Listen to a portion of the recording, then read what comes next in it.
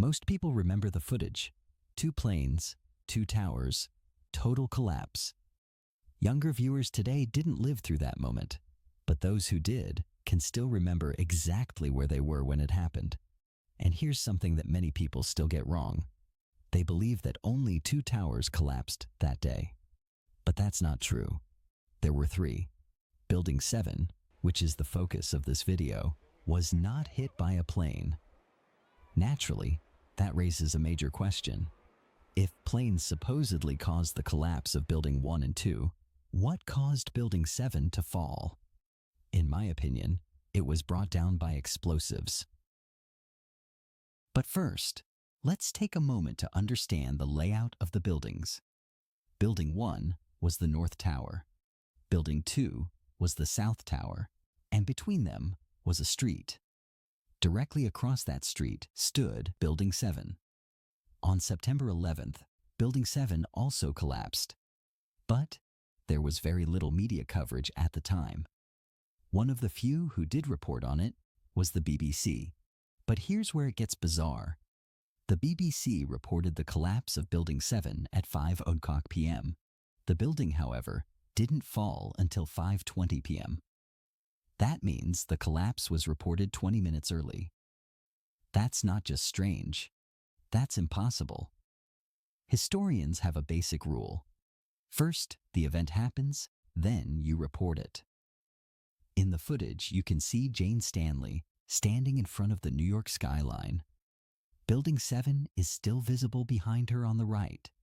Yet, she's already reporting that the 47-story Solomon Brothers building, another name for Building 7, has collapsed. She later admitted this was an error. 7 years later, she appeared in a special and said, "Yes, we reported it too early." BBC World News editor Richard Porter claimed they had used a faulty report from a news agency, saying the information came from Reuters. So now BBC blames Reuters. He basically said, "Not our fault." But this raises the obvious question. How could Reuters have known Building 7 would collapse 20 minutes before it happened? A building was reported collapsed before it actually collapsed. However, Building 7 needs to be looked at very closely. If you compare the footage of the building before and after, you'll see that it fell straight down into its own footprint, directly into its own mass, without damaging the buildings next to it. Building 7 had 47 stories and stood 610 feet tall. It collapsed in just 7 seconds, which means it essentially fell at freefall speed. For the first 2.25 seconds, the building fell with 0 resistance, accelerating at the rate of gravity. Here's a quote from physicist Ansgar Schneider. "If an object falls from rest, its speed after 1 second is about 22 miles per hour. After 2 seconds, 44 miles per hour. Building 7 kept accelerating even after the initial freefall. It reached speeds of well over 60 miles per hour. That's breathtaking, even for David Copperfield." And that's how Building 7 hit the ground, at a speed that defies explanation. Jörg Schneider and Hugo Bachmann, 2 structural engineers from Switzerland, both said they had never even heard of this building before. They didn't know it existed. Even 5 years later, many people were still unaware that a third building collapsed on 9/11, and both engineers stated, yes, it was most likely brought down by controlled demolition. When you look at photos of Building 7 under construction, it's immediately clear that the building had an immense steel skeleton. The original blueprints are also available online. Every single steel beam was labeled. It's a bit hard to follow due to the complexity, but what stands out is this. The structure had a dense outer frame of steel columns and a core packed with even more steel supports. To sum it up plainly, this was an extremely solid building. There's no way it should have collapsed straight down into itself, in free fall, simply from fire. Not with 81 steel columns holding it up. The first official report on Building 7 came from FEMA. the Federal Emergency Management Agency. Because FEMA, like all executive agencies, ultimately answers to President Bush. Their first report came out in 2002, and here's what it said. The specifics of the fires in World Trade Center 7 and how they caused the building to collapse remain unknown at this time. In other words, they had no clear explanation. The report wasn't very helpful, but there was one fascinating detail in it. FEMA included a list of tenants, and this wasn't just some random office tower. It was a high-security government building, and it also housed banks and insurance firms. Here's what the report revealed. On the 25th floor, the Department of Defense, also in the building, the CIA. From the 28th to the 45th floors, the Salomon Brothers Investment Bank. On the 23rd floor, the Office of Emergency Management, used by then-Mayor Rudy Giuliani as a command center in the event of a crisis in New York City. We also know that President Bush tried to control the historical narrative of 9/11. How? He created the 9/11 Commission, led by Thomas Keane and Lee Hamilton, often referred to as the Keane-Hamilton Commission. In December 2002, Bush appointed Thomas Keane, the former governor of New Jersey, as the commission's chairman. Lee Hamilton, a former congressman from Indiana, was named vice chair. Together with historian Philip Zelikow, they wrote the official account of the 9/11 attacks and published their 567-page final report on July 22, 2004. Bush likely assumed they would write a report that matched his version of events, and that's exactly what they did. But here's the kicker. In those 567 pages, there is no explanation at all for why Building 7 collapsed. The building's fall is completely left out of the official 9/11 report. Later, Lee Hamilton admitted that the report was incomplete and likely inaccurate in some areas. He basically walked back the entire investigation. In an interview with CBC in 2006, he said, "I don't believe for a moment that we got everything right. What we provided was only a first draft of history. The pressure on the commission was so intense, it would have been remarkable if we had fully understood everything." But even after that admission, he never apologized for completely ignoring the collapse of Building 7. The next government agency involved was the National Institute of Standards and Technology, or NIST, which operates under the Department of Commerce. NIST took on the task of investigating the collapse of Building 7. Let me cut to the chase. Their conclusion was that the building collapsed due to fire. I don't buy that at all. The lead investigator was Shyam Sunder, and in 2008, he publicly stated that fire was the cause of the Building 7 collapse. He claimed that certain steel beams warped due to heat, lost their structural integrity, and caused the building to give way. This conclusion is presented in NIST's final report on the collapse of World Trade Center 7. Let's break down what NIST is actually claiming here. They distinguish between girders, large horizontal steel beams, and beams, the smaller green-colored ones in their diagrams. In their model, a girder connected to column 79 was supposedly dislodged.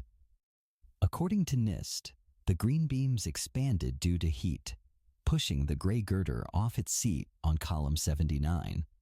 This caused a domino effect that led to the entire building collapsing.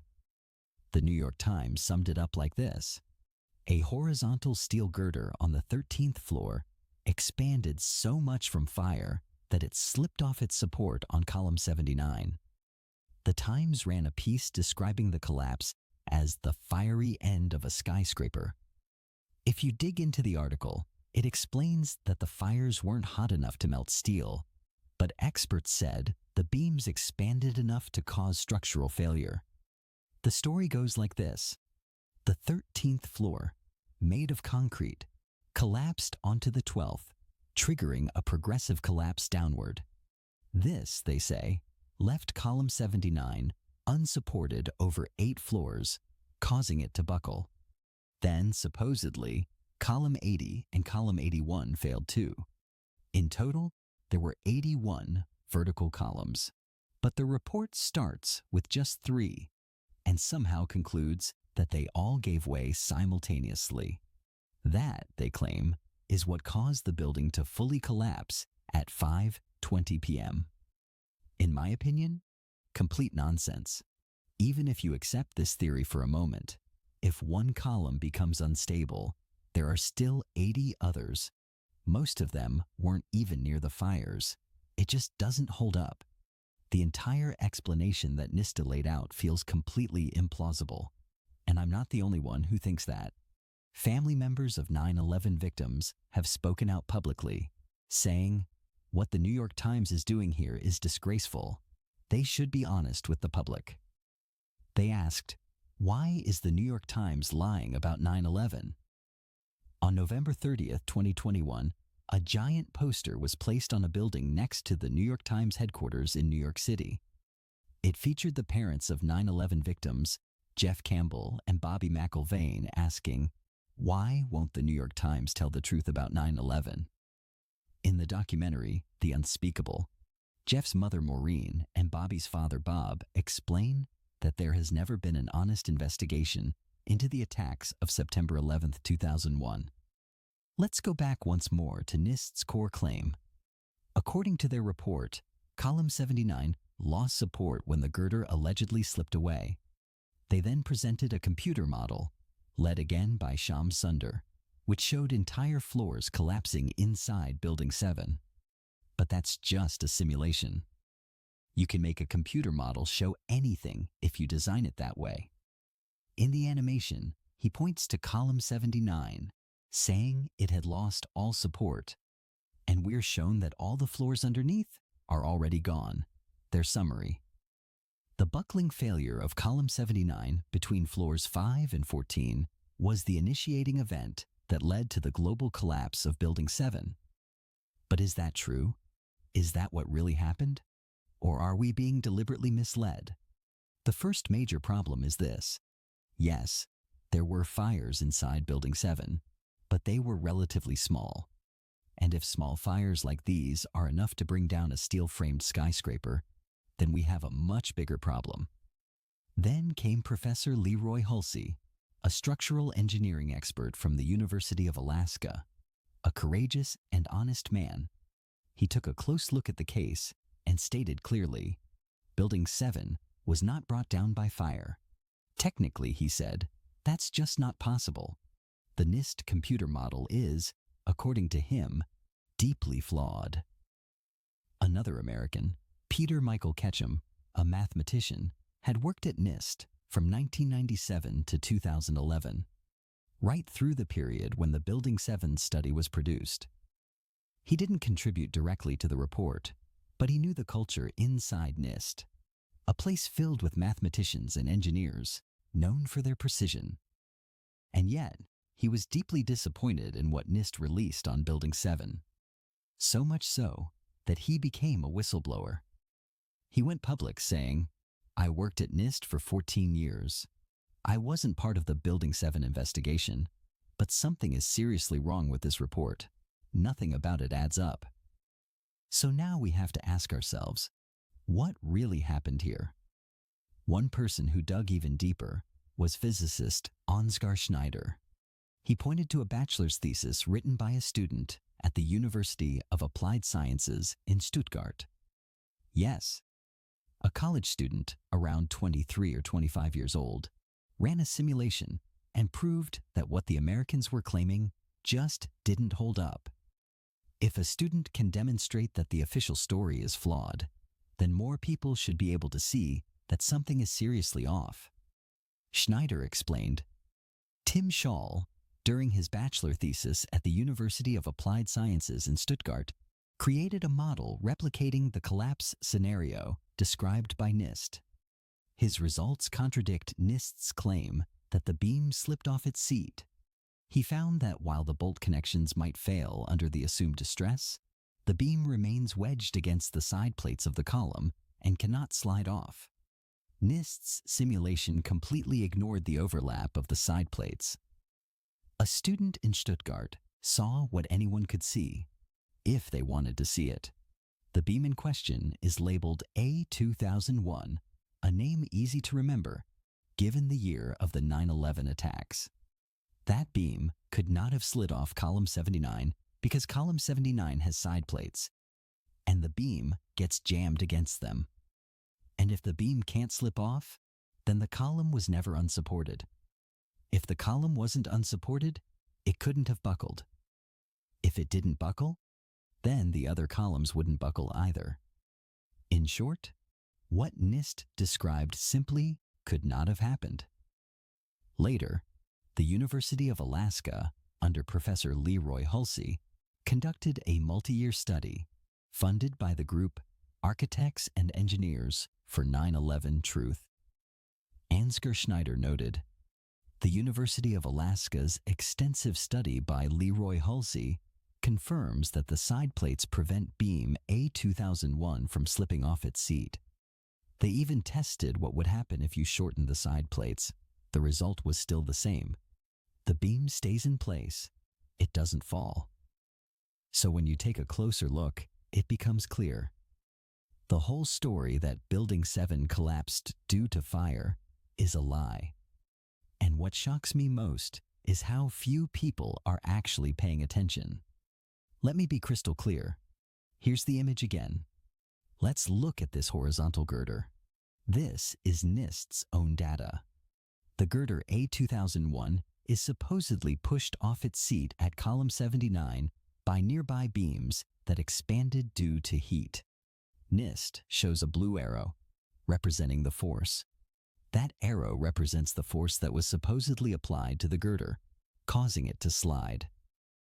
It could just as easily have slid off column 44, but NIST insists it happened at column 79. But many structural engineers have pointed out that this blue arrow is fundamentally flawed.